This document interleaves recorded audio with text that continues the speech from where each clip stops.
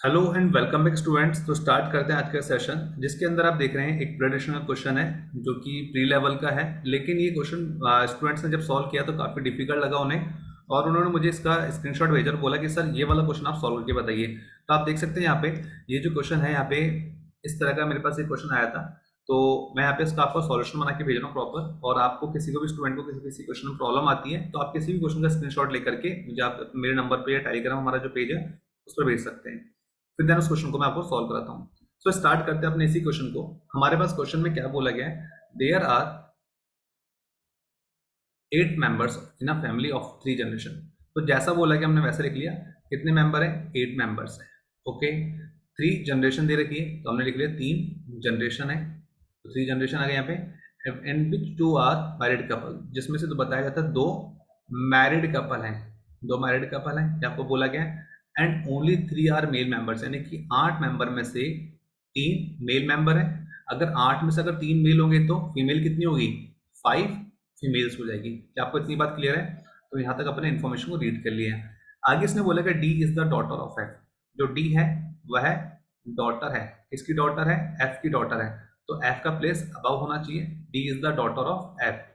आगे इसने बोला है ए इज अनमैरिड, तो मैं साइड में लिख लेता हूँ। जो ए है वह अनमैरिड है। ठीक है, ए अनमैरिड है।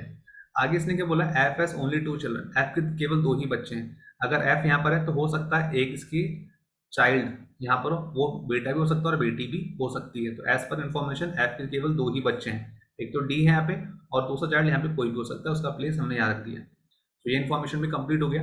आगे बोला कि D is the mother of G. जो डी है वह मदर है किसकी? जी की मदर है। तो D is the mother of G. यहाँ से लाइन कंप्लीट हो गया। आगे इसने बोला A is the brother of B. जो ए है वो ब्रदर है किसका? बी का। तो ए भाई है बी का। हमने ए भाई है बी का ये बता दिया, और ए का जेंडर स्पेसिफाई हो चुका है। एंड सन ऑफ एस, ये एंड बोला गया ए के लिए, और ए बेटा है किसका? एस का। तो एस का प्लेस अबव आ जाएगा। तो यहां से एक बात क्लियर हो गई। आगे क्वेश्चन ने बोला B is the brother in law of C. जो बी है वो ब्रदर इन लॉ है। ब्रदर इन लॉ बोल समझ में आ जाए आपको, जो पर्सन बी है वो एक मेल पर्सन है। B is the brother in law of C. तो बी ब्रदर इन लॉ कब बन सकता है? यानी ब्रदर इन लॉ का मतलब होता क्या है? या तो जीजा या साला, ये तो मतलब होता है ब्रदर इन लॉ का। तो हम क्या कर सकते हैं, बी की कोई वाइफ हो और उसका ब्रदर या सिस्टर, यहाँ पर आ जाए सी, हम क्या कह सकते हैं? बी ब्रदर इन लॉ किसका? सी का। तो सी यहाँ पे बी को क्या बोले? सी या तो उसका जीजा होगा या फिर साला होगा, मतलब अगर फीमेल हो तो यहाँ पे। सो आगे बढ़ते हैं यहाँ से। ये वाली बात भी क्लियर हो गई। आगे बोला गया G is the brother of H. जो जी है वो किसका भाई है? एच का भाई है। तो सेम जनरेशन पे, और जी को ब्रदर बोला तो जी को मुझे मेल डिक्लेयर करना पड़ेगा। क्लियर है बात? तो ये बात हो गई। अब देखो इन दोनों इन्फॉर्मेशन के अंदर कुछ कॉमन आ रहा है। एफ दोनों में से कोई भी जगह नहीं है, डी भी नहीं है, ना जी और एच है, एस ए बी में से कोई भी नहीं है। सो अब आपको क्या करना है, यहाँ पर इस इंफॉर्मेशन को लेकर के आना है। अब इस इंफॉर्मेशन को लेकर के आना आपको, तो कैसे करोगे?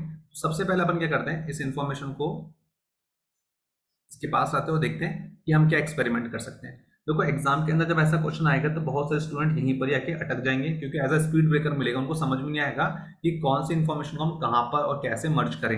सो आपको क्या करना चाहिए, अगर मैं आपकी जगह एग्जाम में होता तो क्या करता, मैं कंडीशंस पर फोकस करता। कंडीशन पर फोकस करता और क्या देखता, 8 मेंबर है। 8 मेंबर में से कौन है? 3 मेल है। अगर 3 मेल है तो एक जी मेल मुझे मिल चुका है, ए और बी मुझे मेल मिल चुके हैं। तो 3 मेल तो मुझे मिल गए, यानी कि अब जो भी मेंबर बच गए उन सबको क्या होना पड़ेगा? फीमेल होना पड़ेगा। तो मैं क्या करता यहाँ पे, एफ को फीमेल डिक्लेयर करता, एच को फीमेल डिक्लेयर कर देता, यहाँ से एस को भी फीमेल डिक्लेयर कर देता हूँ मैं, और सी को भी फीमेल डिक्लेयर करता हूँ। ऐसा क्यों किया मैंने? क्योंकि मुझे 3 ही मेल चाहिए और मुझे ऑलरेडी 3 मेल मिल चुके हैं। दैट इज वाई मैंने बाकी जो रिमेनिंग बच गए मेल को छोड़ करके सबको फीमेल डिक्लेयर कर दिया। आई होप आपको इतनी बात समझ में आ गई होगी। अब कंडीशन सेटिस्फाई करने की बात है भाई। तो हम क्या कर सकते हैं, एफ के केवल 2 ही बच्चे हैं, इसलिए ये लाइन बोले ना, एफ हैज ओनली 2 चिल्ड्रन। तो क्यों ना हम ऐसा करें, सी को यहां रख दें, सी को हम यहां बिठा दें। सी कौन है? एक फीमेल मेंबर है, तो मैं सी को फीमेल डिक्लेयर कर देता हूं। तो यहां से मैंने सी को फीमेल डिक्लेयर कर दिया। ठीक है, अब क्या बोला गया? बी, जो बी है वो ब्रदर इन लॉ सी का। तो ऐसा भी तो हो सकता है कि अगर मैं बी को इसके बगल में बिठा देता हूं, तो यहां से आप देख सकते हैं बी ब्रदर इन लॉ है सी का। याद रखना 3 ही जनरेशन होनी चाहिए और 8 ही मेंबर होने चाहिए। उन 8 में से 3 मेल और 5 फीमेल होनी चाहिए। तो जब हमारा क्वेश्चन कंप्लीट हो जाएगा तो आपको सारी कंडीशन सेटिस्फाई करके बताऊंगा।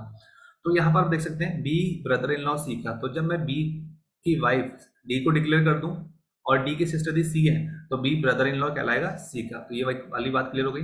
और बी का भाई कौन है, ए है, तो इस इन्फॉर्मेशन को मैं यहाँ पर लेकर आ सकता हूँ। तो बी का भाई ए है, तो ए यहाँ पर आ जाए, जो कि अनमैरिड पर्सन है लेकिन मेल है। और ए और बी की मदर का नाम क्या है, एस है, तो ए और बी की मदर का नाम क्या है, एस है, तो एस यहाँ पर आ जाए। तो यहाँ पर एस आ जाए, तो आप देख सकते हो ए बी सी आ चुके हैं, ए बी सी आ गए, ऊपर एस का प्लेस भी आ गया। तो ये इन्फॉर्मेशन हमारे काम की, इसको हटा लेते हैं। इसको मैंने यहाँ से हटा दिया। सो अब आप देख सकते हैं कि क्या है, ये हमारी कंडीशन सेटिस्फाई हो गई। तो 3 मेल चाहिए थे, तो 1 2 एंड 3, बाकी रिमेनिंग 5 फीमेल चाहिए थी, तो 1 2 3 4 एंड 5 फीमेल हो गई।